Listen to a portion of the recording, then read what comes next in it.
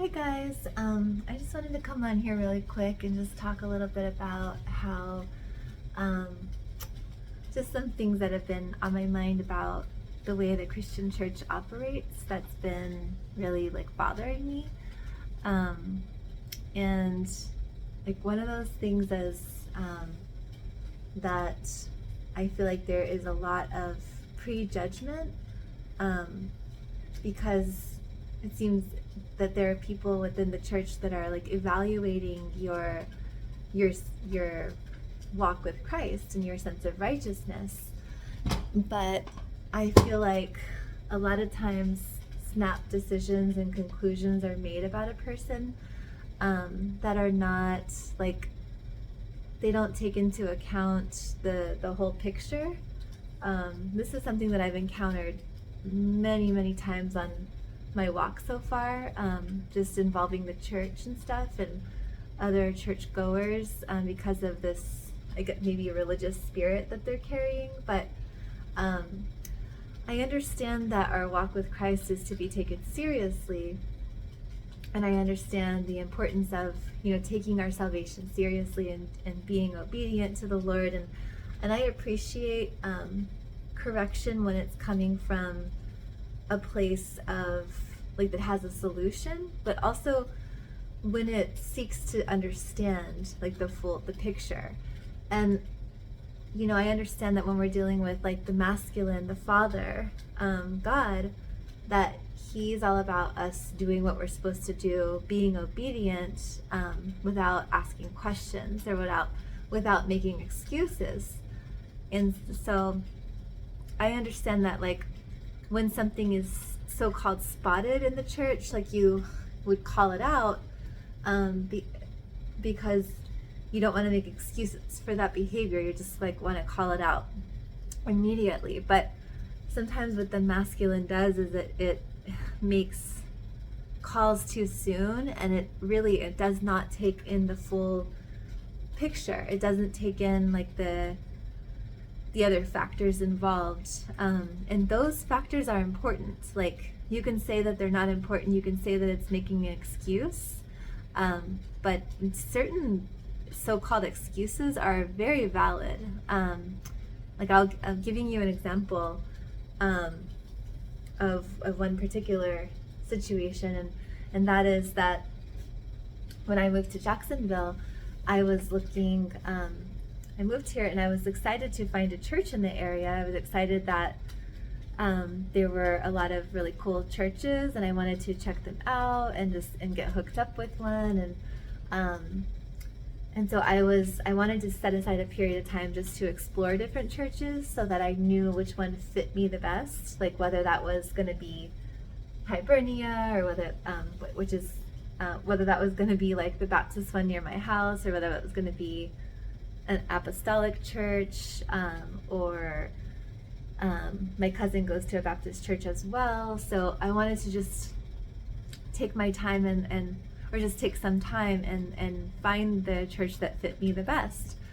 Now, meanwhile, like I'm still fairly new on my walk with Christ, so I was being a little bit more like relaxed about it, not like, but it was naturally occurring. Like I was naturally wanting to go to church. It's just I probably didn't have the urgency that somebody who knows that Christ, commands us to be in fellowship and commands us to find a church home and to be of service. Like those things were not on my mind at the time, but I was naturally being drawn to find a church that I loved and that like really fit with me, and I had every intention of making it a regular part of my process. Sure, I should probably also have been aware of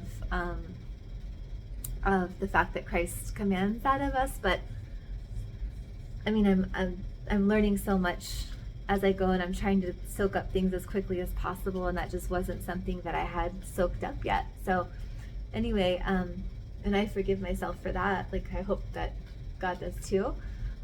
But so I went to one church when I got here because it's like so close to my house, and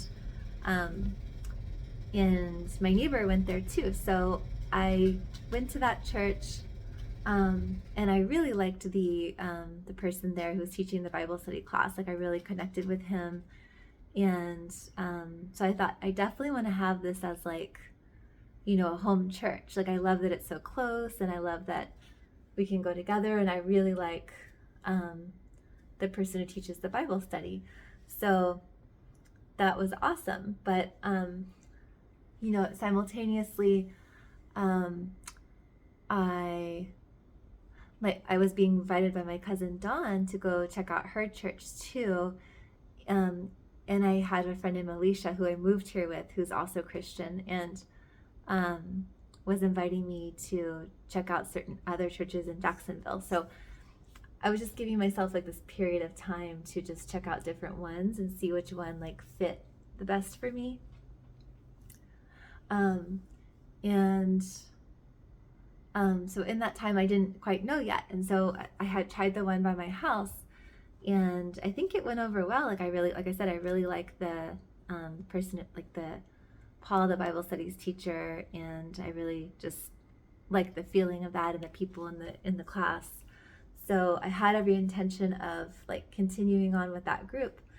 But in the beginning, like I wasn't 100% consistent, because I also simultaneously been struggling with PTSD and witchcraft as part of my warfare.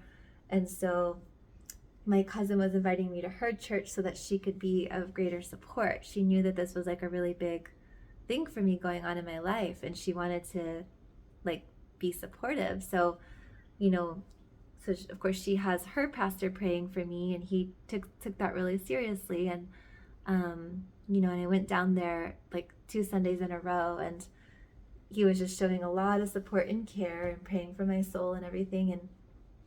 And he thought it'd be a good idea for me to maybe continue at that church.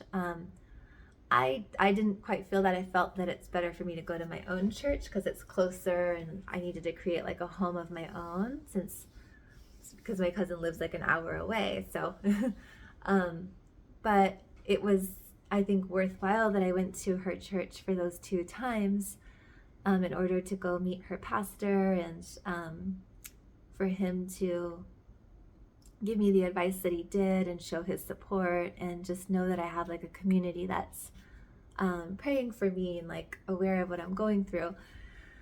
But while that happened, I feel like at the church that I had just started going to, there was already like talk going on about not being like faithful or accountable to a church, and like I felt like some backlash from, I was being invited to one of the foundations classes there, and I just wasn't sure yet. I felt like this person really wanted me to go, and it was almost like it just got like a weird vibe from it, honestly. I didn't get that from my Bible studies teacher, but I definitely got it from her, that she like really wanted me to go to this foundations class and was like urging me. And but there was just a weird energy about it, so I didn't want to go. And plus I was still thinking that I wanted to go to an apostolic church, because that fit more of my style. And so I didn't think Hibernia was going to be, actually I liked that it was so close, but I didn't think it was going to be like my apostolic home church. So I didn't feel called to go to the foundations. It just didn't feel right to me intuitively, and the amount of pressure that she was already placing on me after not knowing me very well felt funny. And so I just listened to my intuition and didn't go. But then when I was in the Bible studies class, the teacher leader there was talking about faithfulness and accountability in your church. And the thing is, like, it felt like he could have been talking to me. I got the distinct feeling that he was. And it reminded me of how I hadn't been completely like consistent in my attendance yet, because I was still kind of getting established. And like I said, gave myself that period of time to find the church. And then I went to my cousin's church, and my mom's been in town a few weekends, so I haven't been 100% consistent. But now that I've decided that to make that my home, I am being much more consistent.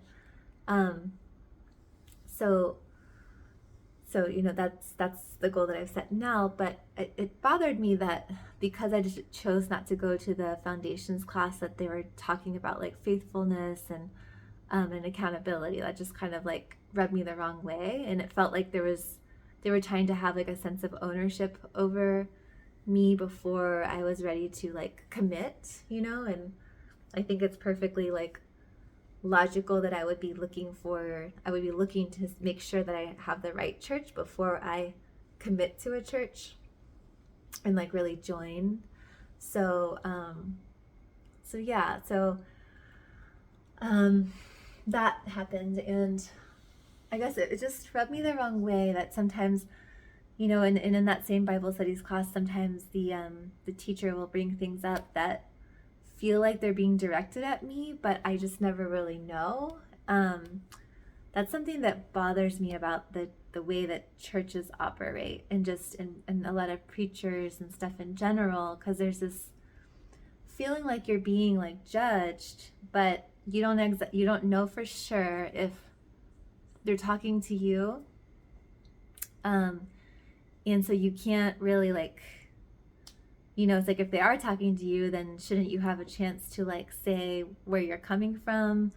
But it's done in this ambiguous way where it's like you don't have the opportunity to stand up for yourself, and that's scary, because if we're talking about your soul's salvation, then you would want to have the opportunity to stand up for yourself. But a lot of the way the enemy works is he does things in a way that's like behind your back but to your face kind of thing. So it's like he's accusing you but not leaving you any room to share your side of the story, or to say that that's just flat out like wrong and a lie.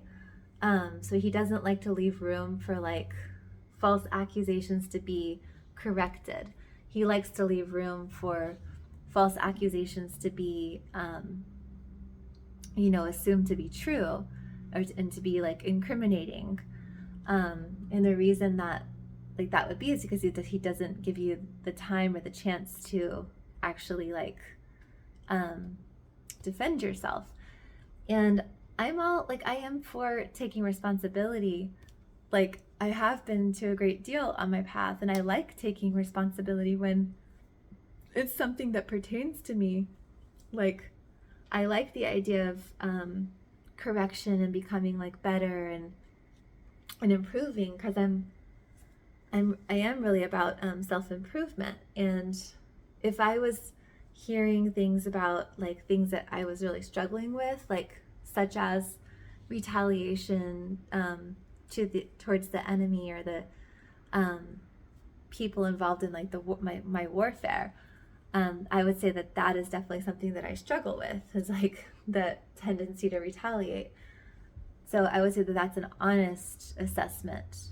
But like other assessments that I've heard from other preachers are just so far off. Like they're not even close to what I'm struggling with, or like, what I need help with. So it just feels like it's just like kind of rigged. Like the system feels rigged, and it just sucks that I've experienced that outside of the church, but experiencing that in the church is especially disappointing, because you expect more from your church, and you expect them to kind of like give you the benefit of the doubt, like when you're dealing with like your Bible studies teacher or your pastor. And I'm so new there that I was not expecting to jump in so fast and to already have my like life being evaluated so quickly. So like I like that there's people like holding you accountable. I like that. Actually, I like accountability, and I like fellowship and being accountable. But I don't like when you're holding me accountable and you're not but you're not like accurately ascertaining the entire like situation, like I was describing with my cousin, and looking for the right church. Like, if this person had asked me, what's, what are you thinking as far as churches go, I would have explained it clearly, because I knew exactly where I was at. I knew that I was probably trying to seek more of a apostolic church, and looking for churches is like a new thing for me. I haven't been saved for that long, so this is a new like process for me. And so I would have liked a little bit more like understanding in the fact that I needed time to search for the right church that was going to work for me. And I don't like when people have like a sense of ownership over you before they, like when you just first meet them. Like, that's too clingy, like it's like too like needy or something. And I got that impression from, again, that woman that invited me to the foundations class. Like, she was really wanted me to go, and it was just, there was too much pressure around that. So that's why I didn't go. And I feel like I got some backlash for that. And part of what I feel like they were talking about with the accountability was referring to that. So yeah, that's just something that I'm really having difficulty with right now when I think of church dynamics.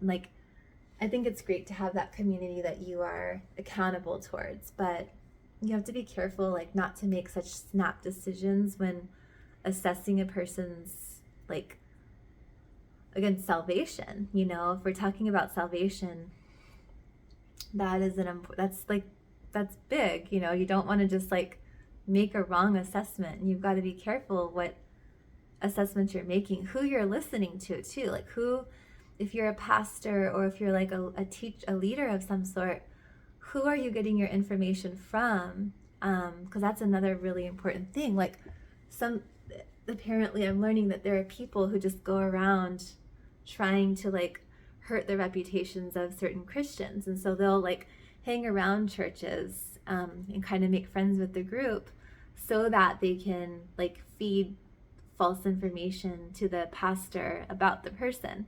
So that to me, that's like an agent of Satan being planted in the church, and is trying to more like gain souls for the kingdom of darkness rather than for Jesus. Hold on 1 second. And that's why we have to like address these issues, because it's a serious problem. Like, I'm new in this world, and I've already faced it twice, or possibly 3 times now, of 3 different people that I've met. It's like I haven't met that many people because like I'm on this narrow path, and like God separated me from my previous community so that I would have time alone with him. So I haven't even met that many people, much less like Christians. And I think so far I've had 3 out of 3 maybe 3 out of 4 Christian friends that I've met that have done this to me, where they've like accused me of something way too quick without assessing the entire situation. And one of those people was really bad, and this person really exaggerated, like made things up out of nowhere, and also really exaggerated anything existing. Made up that there was lust and gossip, and she might have even said substance abuse, which is not something I've ever dealt with in my life. So this person just made stuff up out of left field and then shared it with a whole community of prophetic ministers. So that was great. It's like, thanks a lot. So it just doesn't make me feel very safe, like in the prophetic communities and in the church community. If like I've only had like 4 Christian friends so far in my journey, and I've already been betrayed like 3 out of those 4 times. That's not a good track record. And it just shows me that the church is looking to judge too quickly without like even getting to know a person, or even like letting that person like speak. Like if I were these like pastors or these church leaders, like I would speak to the person. First, I would want to develop a relationship with the person. Like, you don't jump to conclusions about a person until you like at least met them and like talk to them, you know? Like, and I get like in the church world that, you know, we can pass along information, or I'm learning this, that you can pass along information that you get in the spirit in order to like help the person, but that very thing can be used against a person too. So a person could come to them and say, you know, I have a prayer request for this person, but it's basically their way of like throwing that person, like getting that person in trouble for that thing that they said that they're praying for. So that's not a genuine concern for the person or their well-being. It's like more like a sneaky way of like getting them in trouble, and often, like in my case, it was for things I didn't even do. So yeah, I definitely have a problem with that. And like I said, I would, if I were the pastors involved, and I have like all this tension in my muscles and stuff because I shouldn't be having to deal with that on top of like the warfare that I'm already experiencing. But that just came to my mind tonight to like talk about. And that's the other thing, like pastors have to understand that the souls that they're looking out for and praying for are already going through so much, like on this journey. Like they're already, you know, going through warfare of all kinds. They're already have like so many factors against them, and then you're adding to that, you know, that stress and that pile on them. And rather than lightening their load and making it like easier, like you're adding to that, which is not cool. I don't think, not the role of like what a pastor, you know, should do. And like, again, the way that I would address the issue would be to first make sure I meet the person and that I have a sense of who they are, because you can feel a lot from a person from being in their presence. And I mean, for me personally, like I had been recovering from PTSD, so granted, I haven't been 100% myself, but you can still tell a lot from me just like from being in my presence, you know. And of course developing like a relationship so that you can know when you hear a false accusation that if it sounds like it's true or not, or it has any kind of like resemblance to truth. I think pastors might give people the benefit of the doubt, but that's where they can be naive, because they have to understand that not everybody is out there with good intentions telling them things. Like I know that in both of the cases where people were like saying things, I felt the spirit of envy on both of these people. I felt that both of them in their own way were envious of me in certain ways and wanted to like kind of get me in trouble. So I don't like that, and it also just reminds me of how the enemy can plant people in churches too. And so we just have to be careful about that. And yeah, the advice that I would have for pastors would be like, make sure that you know a person, like you have developed some sort of like relationship with them before you give ear to like accusations or things that they're doing, and really look at the person and make sure that look at the person that you're getting information from and determine if that person even has a strong relationship to the person that they are speaking about. Because again, in these two cases where I felt the two friends that like I had barely known them, for one a little bit longer than the other, and then we spent more time together and we're closer because we were like, she was a girlfriend. I'm like feeling a lot of like tension in my body right now, because of all the stress. But we were a little bit closer, but I still did not know her very long for her to be sharing such personal information with this Christian community and these prophetic people. Like, we moved to Jacksonville in January, but we had really just met right before we moved. We just knew each other from an ecstatic dance community. And I am naive in the way that I think that everybody has good intentions, and I'm learning not to be that way, like not to be so trusting of people. But so I shouldn't have like trusted her off the bat, but I did, and I regret that now. But yeah, it's like these two people didn't even know me very well to be sharing my business. And so I really would like warn pastors to or just to be careful who you're getting information from, because then if you go and like spread that to, say, a group, like you're preaching and you incorporate that in your message, like that person is listening and might like have the gut intuition that you're talking to them, but like it's confusing because it's like either like stretching a truth, or in one of the cases with one of the friends who just made stuff up out of nowhere, I began to know it was about me because God had been putting my name on a lot of prophetic voices' hearts, and most of the other parts of the message were seemed to be about me, but then there'd be these false accusations, again, like out of left field, thrown in there. And I started putting the pieces together because I kept hearing it over and over, the same accusations. And another prophetic minister actually had called her out on these accusations in public. So that was confirmation.